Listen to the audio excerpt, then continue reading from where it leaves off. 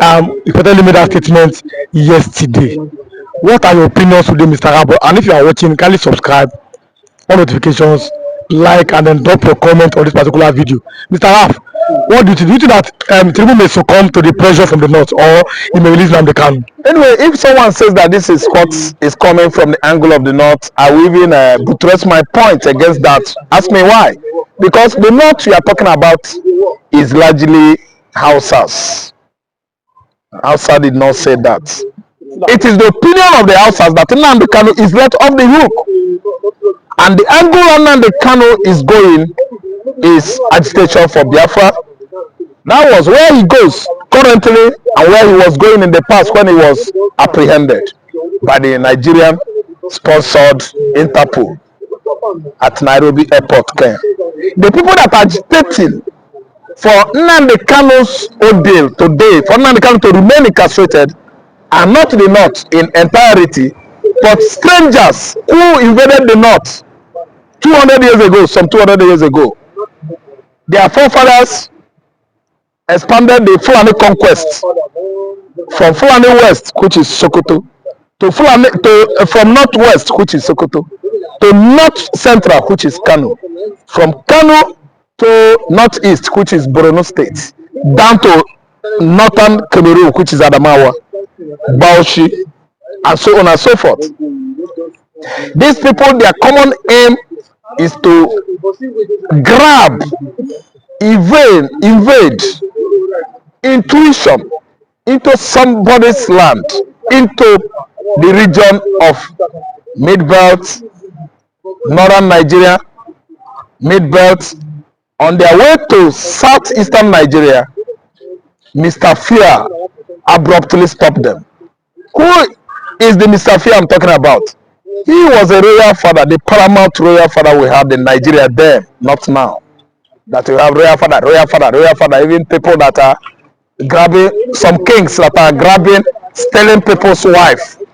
They say they are royal father. No, this was a man, the paramount royal father in Nigeria then. He was Ata of a gala. Yes, of in the olden days, I'm talking about 1804.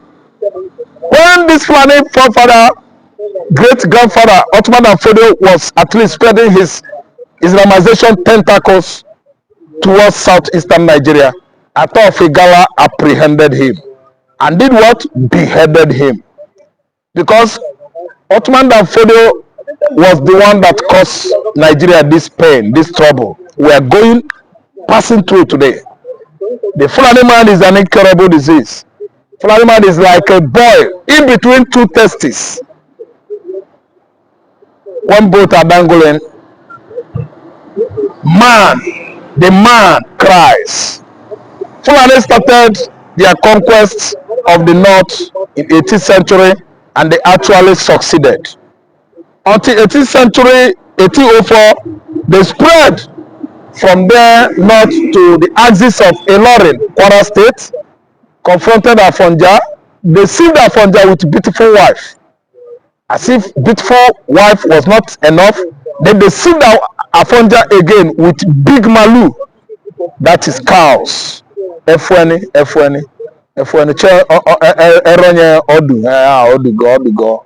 meat. Afonja as a hospitable Oba of Yoruba land.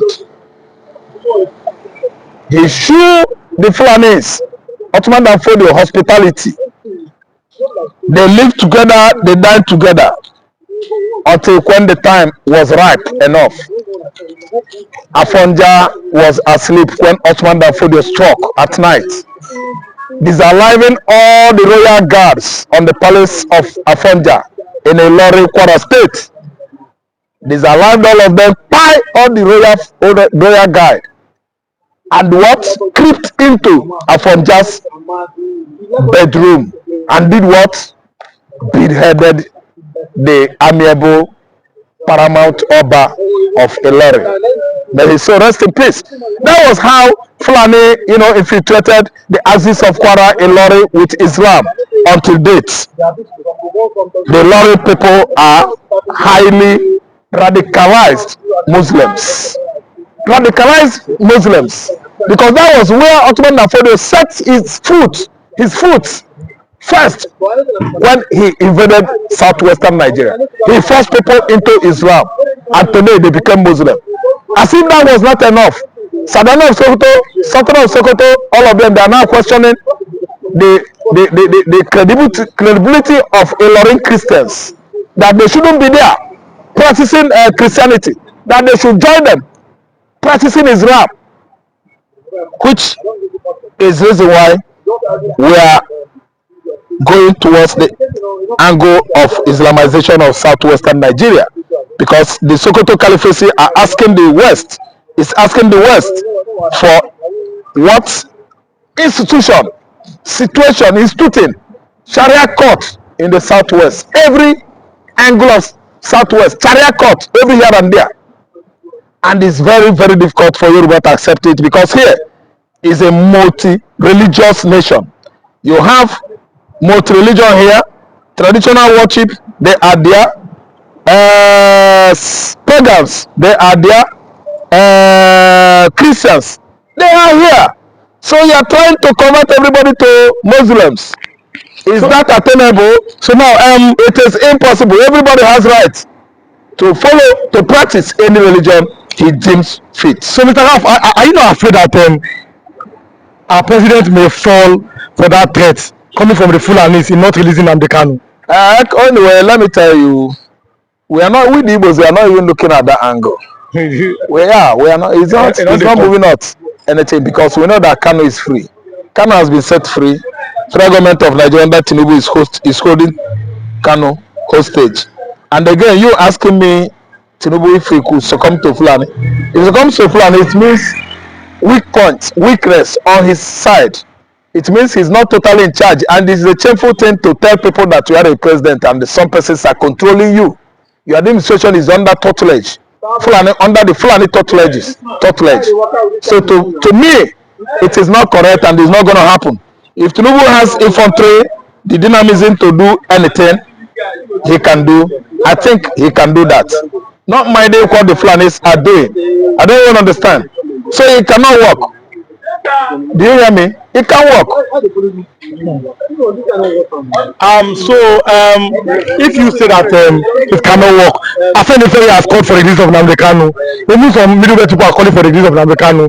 Why does the Fulani seems to be the only stumbling block to the release of Nnamdi Kanu? Afenifere, the Yorubas in the southern Nigeria, I don't see them radicalized. Afenifere is made up of Christians, traditional worshippers, pagans, you know. If you ask me, Afenifere, they are scarcely Muslims. They are largely traditional worshippers and Christians. So I don't see Afenifere nursing any pain against Igbo man. Igbo man is for Biafra, Afenifere man is for Dudua. The same cause that Igbo man is fighting is the same thing that Oduduwa is fighting.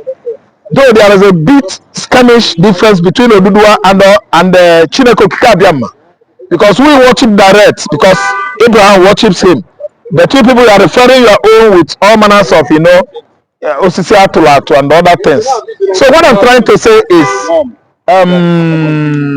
Afenifere, they have the feelings that the Igbo man is having right now, that everybody should go home and settle well in his region. Afenifere can never actually reason like that of the people, the Fulanis from the Sahel country of West Africa. They are radicalized Muslims, I mean the Fulanis, while the mild-hearted Negroid people, at least inhabiting, living the Bini Coast, let me say Bini Coast, and the Yorubas. So they will have no reason to behave otherwise. The way the Fulanis are behaving, we will never actually, compare it to Yoruba's behavior, because the Fulanis are radicalized Muslims.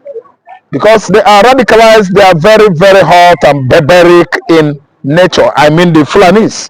So that's why Afenifere has come out with the solution that Nnamdi Kanu should go his way.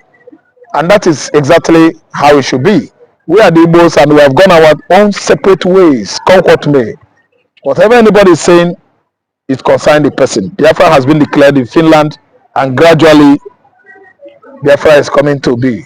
Do you agree that just 10 seconds, speak on this? Do you agree that the Igbos have left Nigeria spiritually, that they're just being forced to stay? He said 10 seconds. 10 seconds cannot be okay for me. I want to be very, straight forward. Igbos physically and spiritually are no longer here.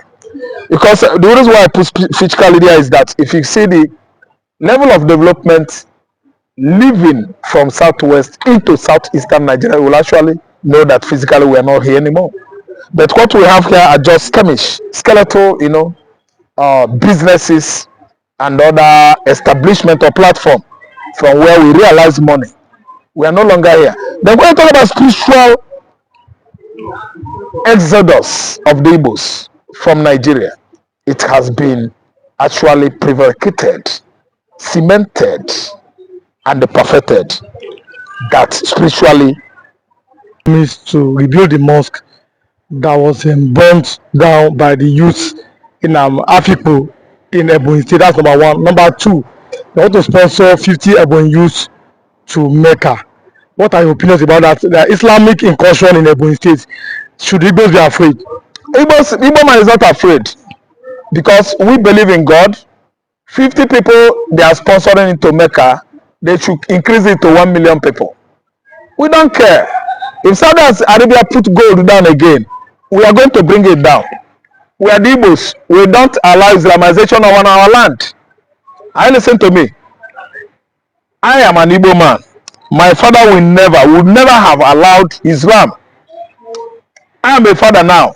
I will never, ever allow Islam for my children, for my land, for my kinsmen. For the freedom of worship, if I'm right. Then let the Fulani become Christian too now.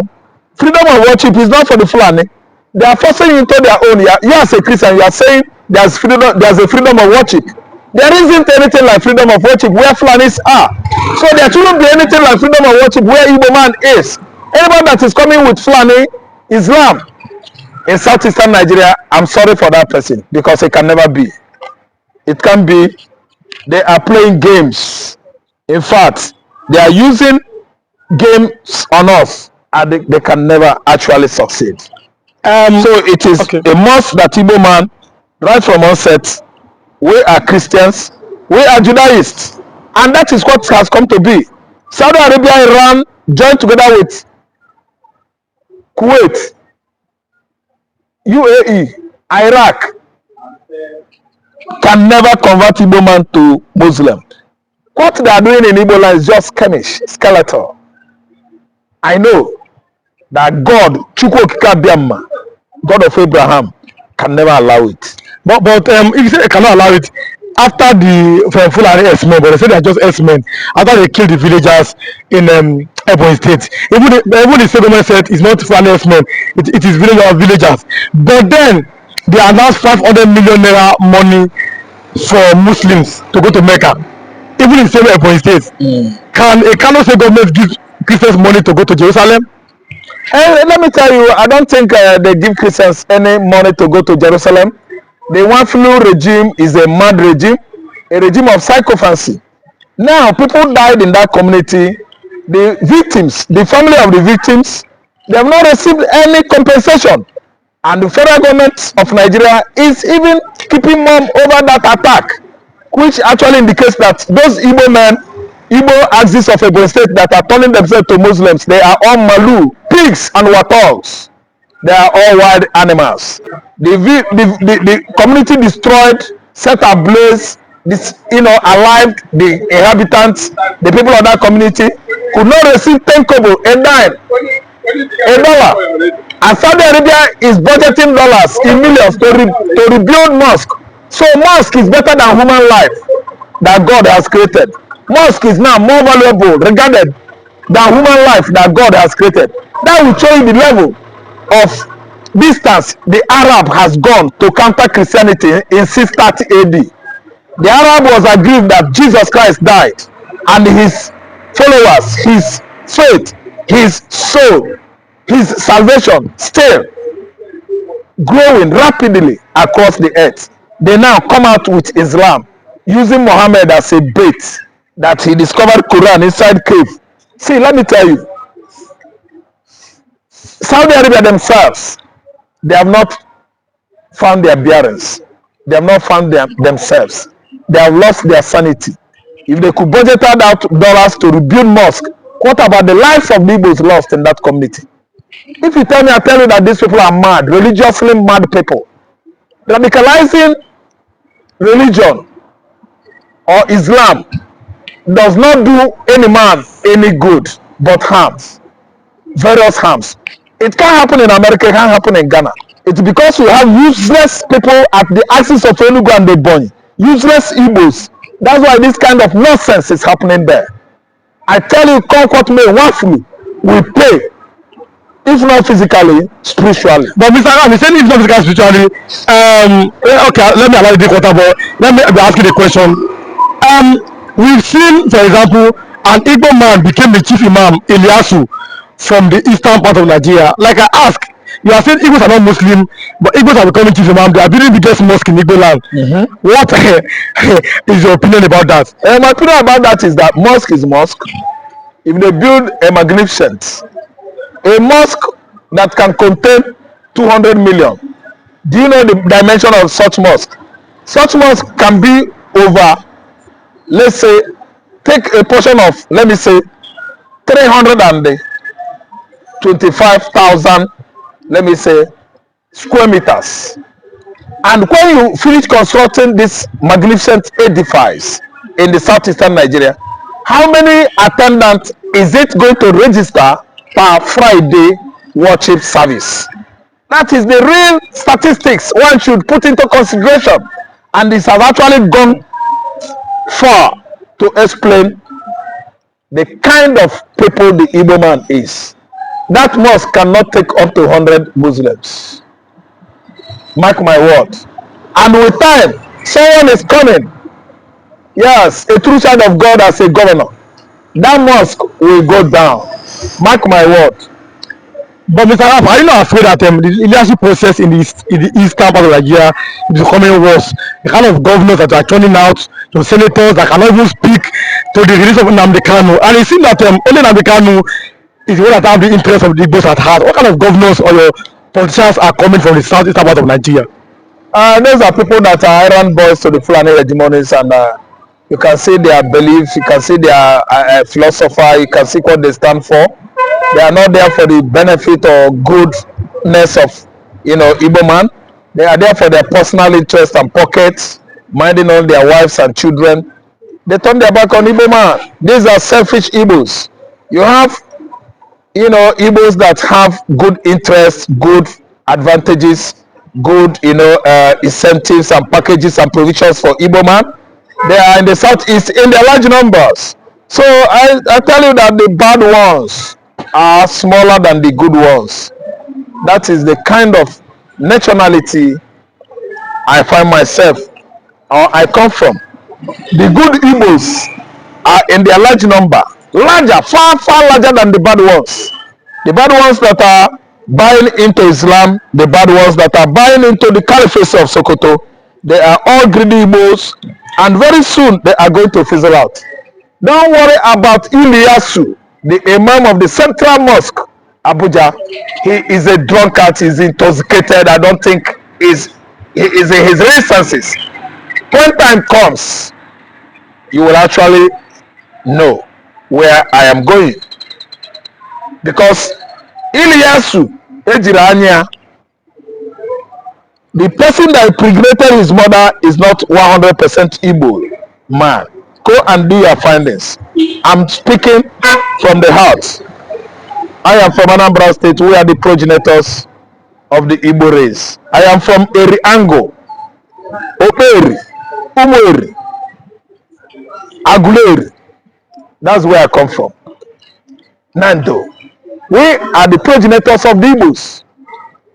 Comfort me, within a short period, the Igbo man that is hungry to be Muslim, that is very, very enthusiastic of being or becoming Muslim will fizzle out. They will never be.